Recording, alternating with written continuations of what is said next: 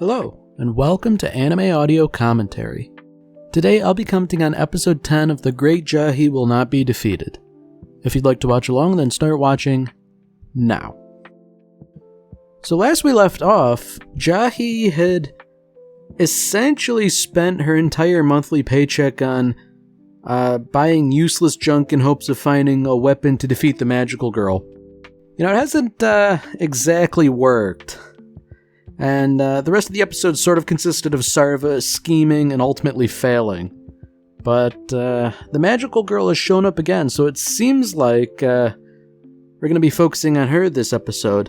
And if I'm not mistaken, this little girl is the one that Jahy made friends with, so... You know, there's kind of like a conflict of interest here, because Jahy's clearly going to be none too pleased about what happened here. But... you know, you can't blame the little girl for being happy at having been saved from being pasted by a truck.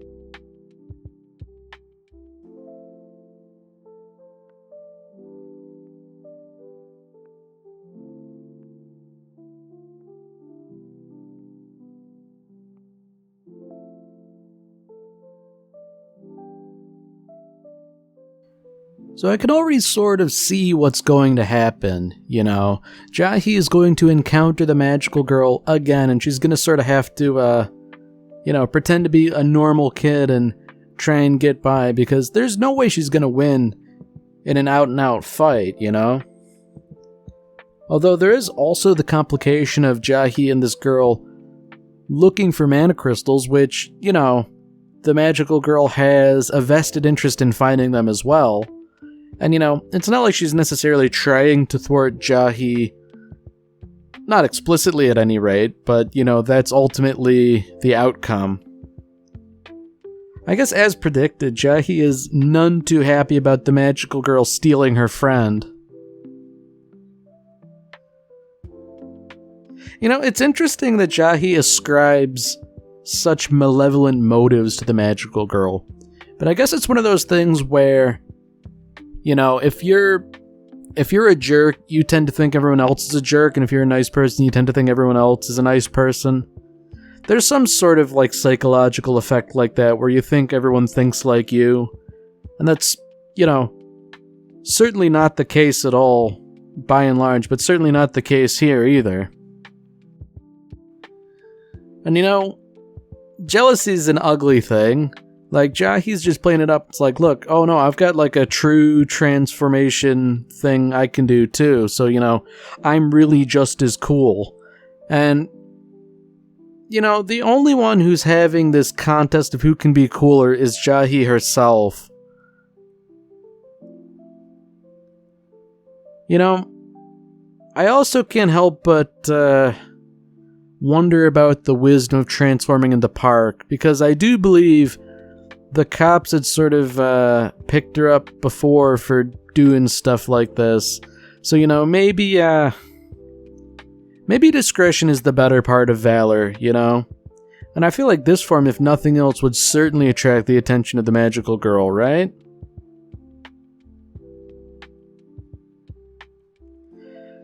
So, you know, it at least had the desired effect of earning Jahy some praise, but like... you know, I feel like it's not that hard to appear cool to a little kid, you know?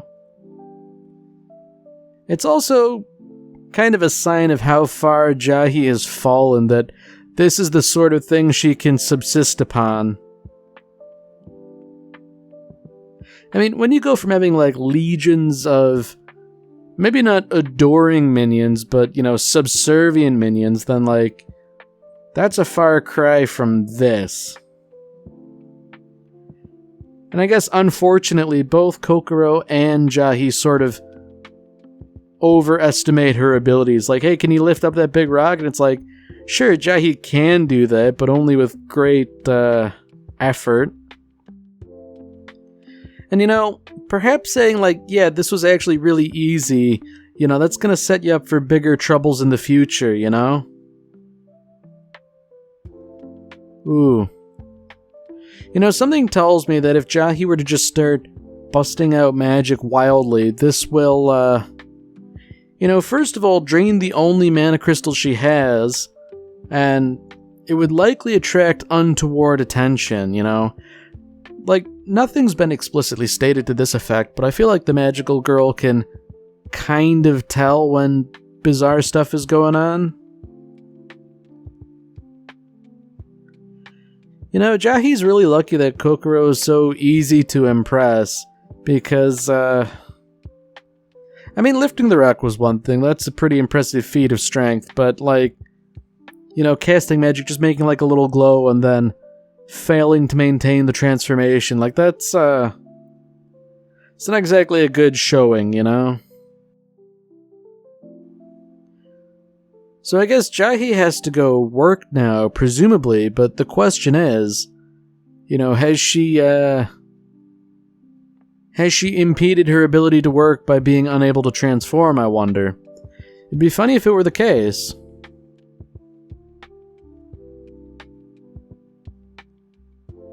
Oh boy.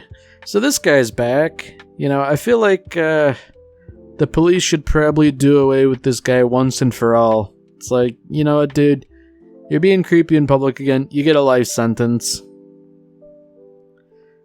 And so, unfortunately, like, seeing this character again, Jahy's probably going to assume that, there's no real magical girl out and about. Wow, how about that? It turns out using your magic willy-nilly has dire consequences. And, Jahy's very lucky to have a boss that would let her call off like that, but man. Jahy really is far luckier than she has any right to be, considering what a rat she is most of the time. When I worked at a restaurant, like, the policy was like you had to answer the phone by 3 rings.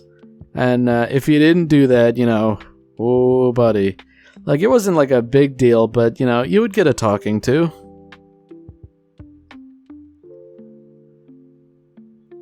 Wow. I guess that makes sense that Jahy wouldn't know how to use a phone, but to be called out in public like, hey, when you started working here, you didn't even know how to use a phone. Wow. The boss is just handing out all sorts of left-handed compliments. You're not merely the shift lead, you're the shift master. Even though you're the only employee. Like, what good does a title like that mean if there's no one to lord over, And I feel like no one understands this better than Jahy, having had minions.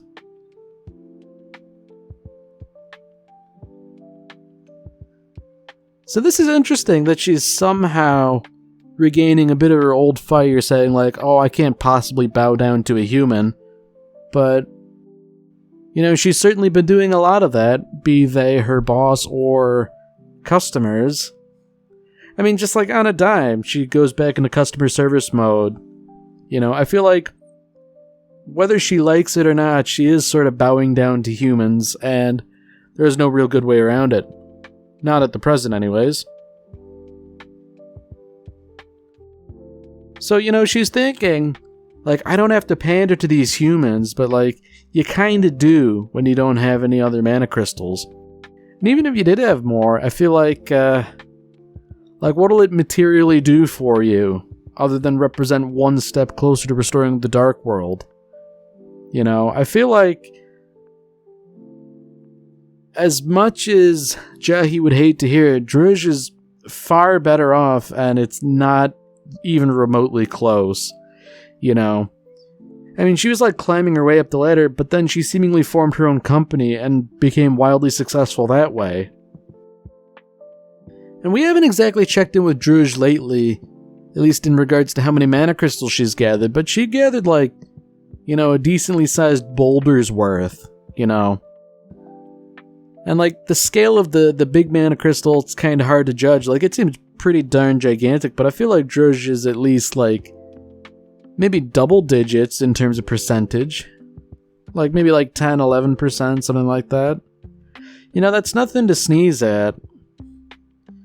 I guess the unfortunate thing is that Jahy is just too prideful to bend the knee to anyone. Because, you know, if she had some sense, I feel like the best thing to do would be to suck up to Druj. Because, like, her current situation isn't great, and it's only made worse now by just, like, having to cry in front of your boss. Like, that's never a good thing when you get to that point. But when you have to say, like, you know, I used to be second in command, and you're crying in front of your boss, like, that's how you know it's over.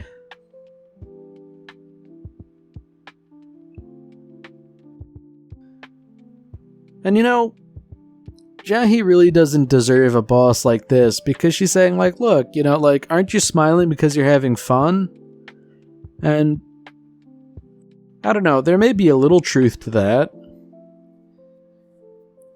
Like, I didn't particularly like working in a restaurant when I did, but, you know, I do look back on it fondly on occasion. You know, it certainly wasn't the worst job I've ever had, and, you know, there were good times mixed in with the bad.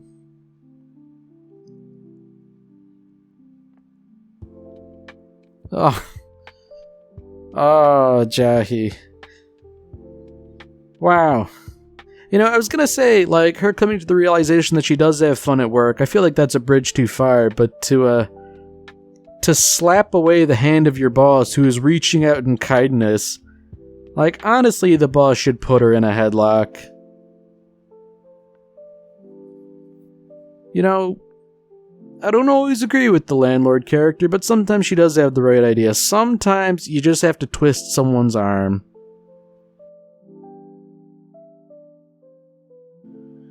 So I guess now we're following up with the magical girl.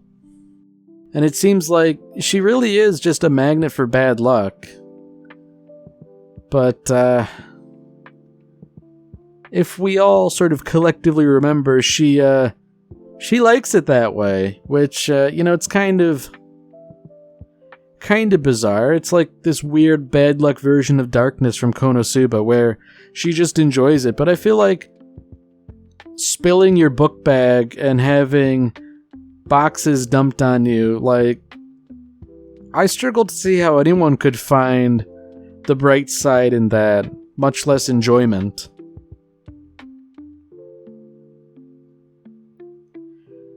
So, Jahy's sort of being all smug about this, like, look, I warned you that mana crystal brings bad luck, now you're gonna suffer, but I'm pretty sure, Jahy was there to witness that the magical girl enjoyed the bad luck, so I don't know why she's acting all smug.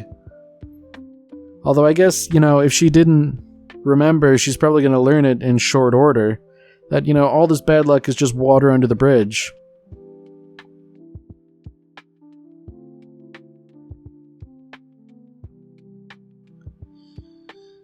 So I guess in theory, Jahy's got a good plan here, you know, essentially waiting for the magical girl to be worn out by an onslaught of bad luck. But I don't know if that's gonna happen, really. At least not in the way that she assumes it would. Like, you might not see the magical girl get entirely worn out, but I feel like if a sufficient sort of bad luck were to occur, you could sort of pounce then. I mean, bad luck like being caught in the rain with a broken umbrella, like that's not the sort of thing that you could capitalize on, but like, I don't know, like falling down an open sewer grate and like dropping her bag on the sidewalk, like if the mana crystal's in her bag, then yeah, you could grab it and scamper off. Wow, for a second I thought the magical girl was just going to get hit by a car running the red light. Like, that would be the sort of bad luck Jahy could capitalize on. I mean, it wouldn't be a good look, rifling through the belongings of a person who's just been hit by a car, but I wouldn't say Jahy is overly focused on optics, She's not worried about looking good.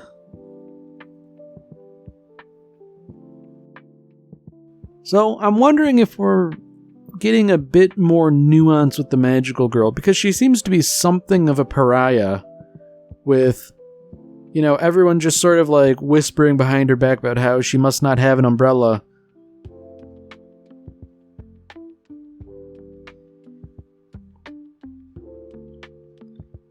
Wow. So this really does seem to be like a matter of course for everyone involved, where she gets like crushed by a sign. She's like, no, I'll just go to the nurse's office. It's okay. That little telling smile there, like that should probably clue everyone in that she really is enjoying this, but I don't think Jahy's quite picked it up yet. Although that said, I feel like sneaking into a school and then the nurse's office, like, this is a good way to get the police involved, I feel like, and it's not going to benefit Jahy at all for that to be the case. Ooh. This plan was a little half-baked. To just sort of go to brain someone with a flower jar only to discover that they're not sleeping at all despite lying in a bed. Man, there's no real good explanation for why she was on the verge of whacking her. And I guess it's even worse that the magical girl remembers her. I'm sure there's going to be some sort of misunderstanding, but can Jahy get out of this? Because I feel like once you initiate violence, like, plausible deniability goes out the window.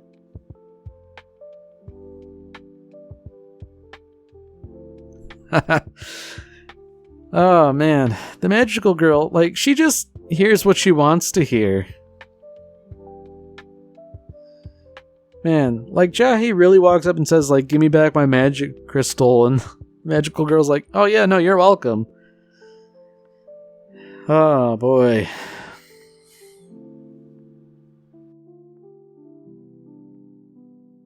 So I feel like by now, Jahy should certainly realize what she's dealing with here, and that, maybe it's better off this person be heaped up with mana crystals so they can come to some unfortunate end, and then you can just take the crystals off their body, I mean, at least the magical girl has something of a good reason, so she claims. She doesn't want people to suffer misfortune, so she takes it all upon herself. Sure, she has an ulterior motive, but at least there's something laudable about what she does. And I guess that's something else. The magical girl intends to destroy the crystals. She hasn't done so yet, and, maybe she doesn't even know how, but, that's gotta be worrying for Jahy, because I assume every crystal that's destroyed means a little bit less of the dark world can be restored. If it can be restored at all, with portions missing. That's kind of unclear. So I guess the question is, like, the magical girl knows of misfortune happening somewhere. So the question is, who is the misfortune happening to, and what's she gonna do about it? I feel like it's going to be, someone related to Jahy in some capacity.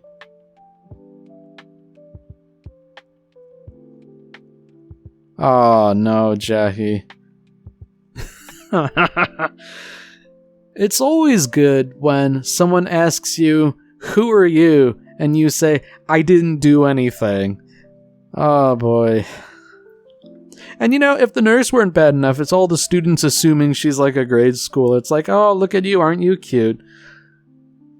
Man. Jahy really, underestimated the difficulty of exfiltrating the school. She might have been better just going out the window like the magical girl did.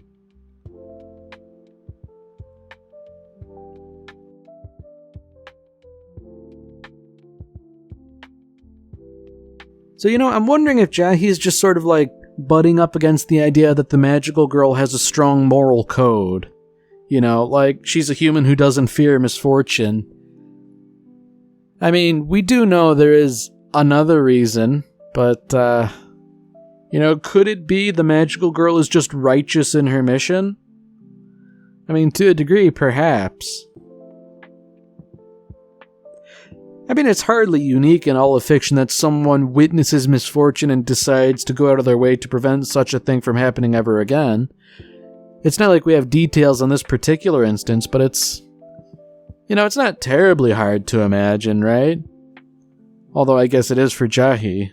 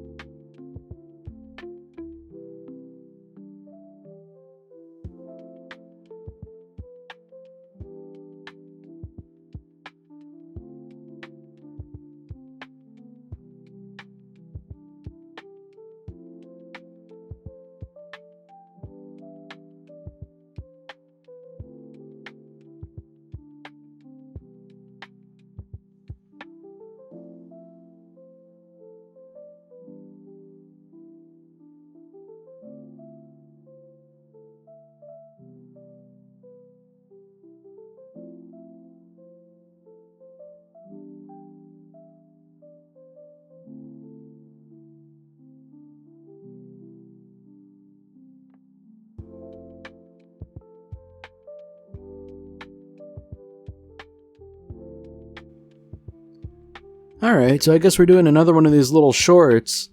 And perhaps it's... Okay, yeah, the magical girl. Saving a baby carriage and all that. Doing good deeds. I quite enjoy heroism. And it seems like we're getting a little bit of that now. Little baby was holding a mana crystal and the magical girl was forced to intervene. But, in doing so she got stung nearly to the point of being unrecognizable. But, it's all in a day's work. It's not glamorous, but it is what it is.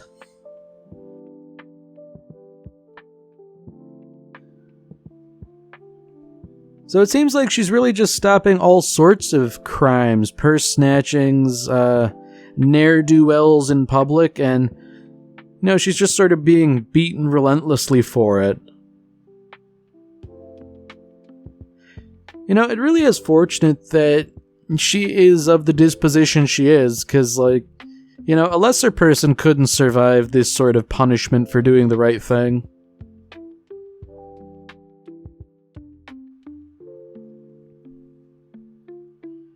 Alright, well that's it for this episode. If you've enjoyed it, then by all means, tune in for the next one. See you, Space Cowboy.